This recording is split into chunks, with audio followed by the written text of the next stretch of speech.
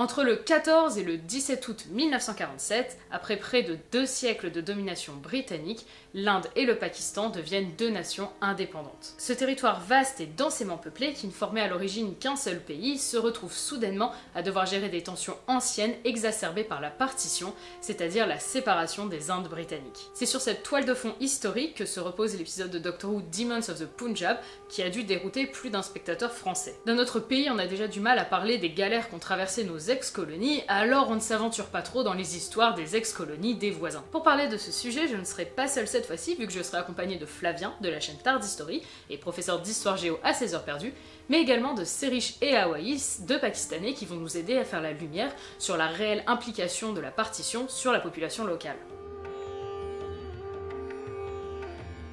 Avant toute chose, recontextualisons. Depuis 1600, l'Angleterre traînait dans les eaux indiennes, dominant le commerce dans l'océan Indien, à travers une entreprise fondée par Élisabeth Ier, la Compagnie anglaise des Indes orientales, qui deviendra plus tard la Compagnie britannique des Indes orientales. C'est à partir de 1757 que la compagnie va commencer à obtenir des fonctions administratives et militaires fortes sur le territoire indien, démarrant le Raj de la compagnie, littéralement la domination de la compagnie. Après une première guerre d'indépendance en 1857, nommée la révolte des Sipahis, le Raj de la compagnie prend fin pour faire place au Raj britannique, transférant ainsi l'ensemble du pouvoir directement au gouvernement britannique. La situation empire pour les populations locales qui enchaînent les famines et s'enfoncent dans la pauvreté, alors que l'administration britannique préfère envoyer le plus gros des richesses vers la métropole. Le vice-roi de l'époque, Robert Lytton, fait même interdire de porter assistance aux affamés. Forcément, ce sont des fainéants, parce que s'ils travaillaient, ils ne seraient pas dans cette situation. Ces négligences et ce pillage systématique mènent en 1885 à la création de l'Indian National Congress. Il s'agit d'un parti politique dont la mission principale est de mener l'Inde vers l'indépendance,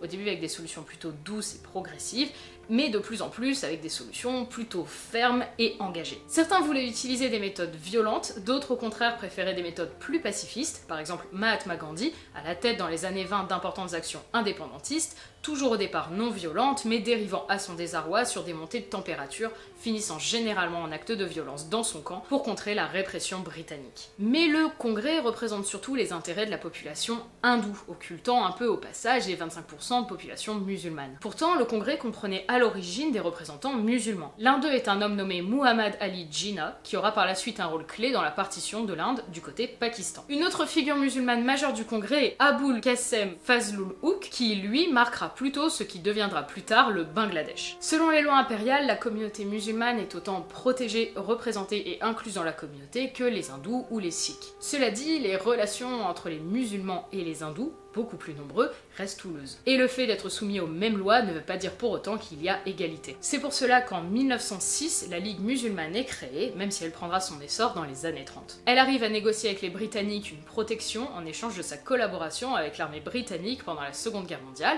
ainsi qu'une promesse de négociation à l'avenir pour potentiellement créer des États séparés dédiés aux musulmans indiens qu'il souhaite nommer Pakistan. Pak means pure and Stan means land. So basically it means the land of pure people, the land of pure beauty, the land of pure nature, pure soil. Pas une scission donc, mais juste des zones plus sûres pour eux. En tant que colonie de l'Empire britannique, l'Inde fut forcée de prendre part à la Seconde Guerre mondiale. Cette obligation, prise sans consultation, fut reçue par une fervente contestation nationaliste menée par le Congrès et amplifiée par d'énormes manifestations. S'ajoutent à cela des défaites cuisantes sur le front d'Asie du Sud-Est, comme la bataille de Singapour à laquelle Prem prend part dans l'épisode Demons of the Punjab. Bataille que Winston Churchill, alors Premier ministre, décrira comme le pire désastre de l'armée britannique. Ces tensions sont intenables pour un empire déjà ébranlé par la guerre. La Grande-Bretagne n'arrive déjà plus à maintenir son économie à flot. Clement Attlee, le nouveau Premier ministre succédant à Winston Churchill, envoie un cabinet pour assurer une transition paisible de l'Inde vers l'indépendance, chapeautant ainsi dans l'ombre l'élaboration tumultueuse d'une ébauche de constitution. Le temps presse, les émeutes s'intensifient, toujours plus violentes et toujours plus réprimées. La plus sanglante à Calcutta en août 1946 fit au moins 4000 morts. L'Empire britannique veut accélérer les choses. Mahatma Gandhi started civil disobedience.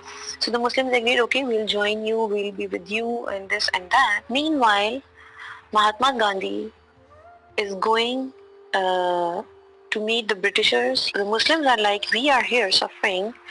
You told us not to buy or not to give taxes or disobey them, but on the other hand, you are like friends with them. Then what's just What is this? He was saying that we should make Hindi our national language. Muhammad Ali Jinnah said, so there are a lot of Muslims who do not speak Hindi and they know Urdu. Why not Hindi and Urdu both? When you read about it, actually they were friends, Jinnah and Gandhi, and they were both the members of the independent country party. After the partition, Gandhi had no say in the national language of Pakistan, but he was very pro-Pakistan, actually. Might have become a reason for the angry sentiments towards him by his own people.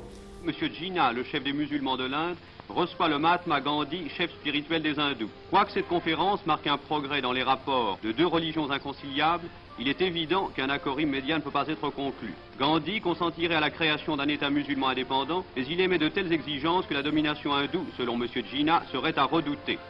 Les camps hindous et musulmans étant incapables de se mettre d'accord, le Congrès souhaitant une unité alors que la Muslim League désire une séparation, l'Empire tranche et le vice-roi Louis Mountbatten annonce le 3 juin 1947 les termes du Mountbatten Plan. Ce dernier propose d'organiser des votes dans les zones les plus divisées et de laisser les zones moins tendues s'organiser elles-mêmes. Le plan prend en compte la création du Pakistan, mais a réduit sa taille au minimum possible afin de quand même satisfaire le Congrès qui voulait garder un grand pays. Les frontières sont donc retracées, séparant l'Inde du Pakistan de l'Ouest et du Pakistan de l'Est, qui deviendra plus tard le Bangladesh. Le Congrès se retrouve à devoir gérer la situation en Inde, leur secrétaire général, Jawaharlal Nehru, devenant Premier ministre pendant près de 17 ans. C'est donc une situation politique globalement stable, au contraire du Pakistan, qui, suite au décès de Jinnah, devenu gouverneur général suite à la partition, enchaînera les premiers ministres et les coups d'État. Mais revenons aux conséquences directes de la partition sur la population en 1947. Environ 15 millions de personnes ont dû se déplacer pour rejoindre des zones plus sûres pour eux, les hindous et les sikhs vers l'Inde et les musulmans vers le Pakistan. C'était une simple question de survie. Les Britanniques ayant conclu l'indépendance, ils observaient un service d'ordre plus que minimal en menant leurs petites affaires de leur côté. Les règlements de compte et la loi du plus fort s'imposent donc. Actually, partition impacted a lot. My paternal as well as maternal, both of the families, my grandfathers, they basically migrated from India. They lived very happily there. They had property there. They had their belongings there. Their children were, born there. But when this happened, they had to leave each and everything and move back to a country where they had no at all any resource. They didn't have enough money to buy food. During that time, they lost a lot of their blood relatives as well. The brothers and sisters, they couldn't meet each another for years. They couldn't even talk, didn't even know for a long time even they exist or not. Not my side, but many of our relatives, they died due to, seasonal conditions. And then the epidemic fell. The cousins who have seen the partition, their psychology as well, they were somehow, very afraid of their living in the very start, that we'll be murdered or we'll be executed somewhere while they were traveling. Both sides of my family came from the Indian side of the country after the partition. My grandmother's sisters and cousins lost their husbands. One of the cousins of my grandmother were abducted in Indian side while migrating, but she came to Pakistan after a few months. A lot of sacrifices has been made on both sides.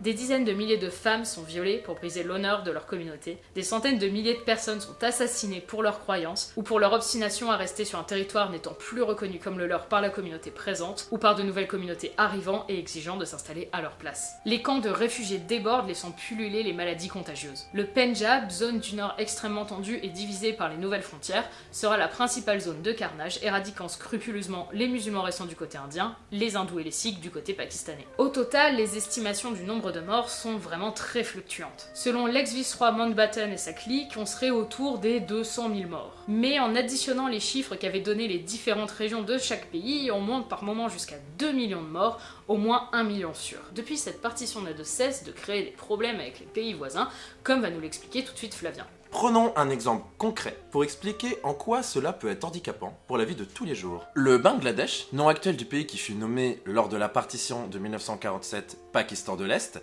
est un pays soumis aux inondations à cause d'une fréquence élevée de cyclones et de la présence dévastatrice de la mousson. Couplé à un relief très bas, 10% du pays se trouve au-dessous du niveau de la mer, On comprend pourquoi ces inondations peuvent être problématiques. En septembre encore, des inondations mortelles ont traversé tout le pays. Mais quel lien avec l'Inde, me direz-vous? Eh bien, le pays a intégré très tôt ce qu'on appelle la culture du risque. Comment anticiper? Prévenir le risque avant qu'il devienne une catastrophe. Des digues ont été construites pour éviter au maximum les conséquences des inondations. Mais pour qu'elles soient efficaces, il aurait fallu mettre en place des programmes de coopération entre les pays. Mais les relations avec l'Inde sont telles que ces programmes ont peu, voire pas vu le jour. Les relations sont d'autant plus tendues depuis que Narendra Modi est devenu le Premier ministre de l'Inde. Le pays a connu des chefs d'État qui n'étaient pas tendres, mais celui-là obtient très certainement la palme. Je ne vais pas rentrer dans les détails du système de vote de l'Inde, excessivement compliqué, mais il s'avère que jusqu'à présent, un parti était souvent majoritaire, le Congrès national indien, celui de Nehru ou de sa fille,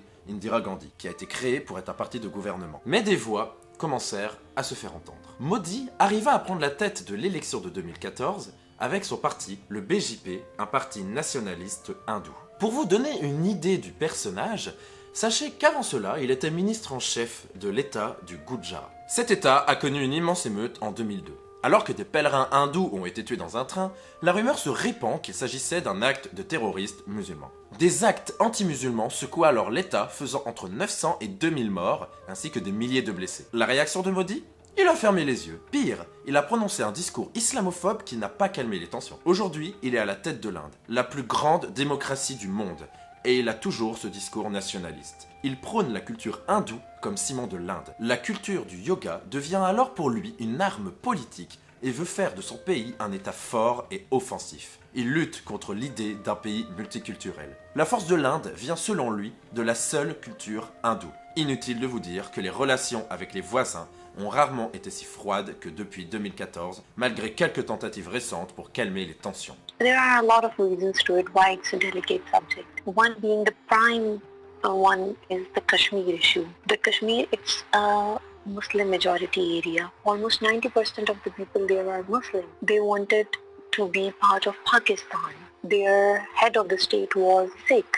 He sold the land to Indian government. Both countries debate that it's our land and we have the right to rule that land. I have a few Indian friends. They have a stronger sentiment towards partition because their belief was that India was not supposed to be broken. But for us, partition is a good thing because we wanted to have a separate country. The partition had, impacted the two nations in a very bad way. Both of the nations, they do not agree on one thing. They are always contradicting. Even the nation, even the local people, the common people, they'll fight over the social media. We should not blame one another. It was supposed to happen somehow. We should be more, sort of friends with one another. This is what I want. Merci à tous d'avoir regardé cette vidéo, j'espère qu'elle vous a intéressé. Merci Flavien de m'avoir aidé à la faire. Merci de l'invitation. Bah oui, y a pas de quoi, vous pouvez retrouver Flavien régulièrement dans Tradistory, une émission de la chaîne Tardistory. Merci aussi à Serish et à Waïs de nous avoir répondu, c'était très sympathique de leur part. Qu'est-ce que tu penses du fait que Doctor Who aborde des sujets pareils dans cette saison? Je pense que c'est une très bonne chose. Doctor Who a toujours eu une dimension un petit peu éducative à ses débuts. On retrouve vraiment ça dans la saison 11 et c'est vraiment une bonne chose de mettre en lumière des éléments peu connus du public occidental. Bien sûr, la géopolitique c'est quelque chose de très complexe et ici c'est une version vraiment simplifiée et vulgarisée qu'on vous a proposé pour avoir une vision d'ensemble. Encore merci d'avoir suivi cette vidéo et si le sujet vous a intéressé, n'hésitez surtout pas à le partager autour de vous, parce que je suis persuadée que beaucoup de gens dans votre entourage n'ont jamais entendu parler de cette histoire. Bon bah, à bientôt, salut. Salut.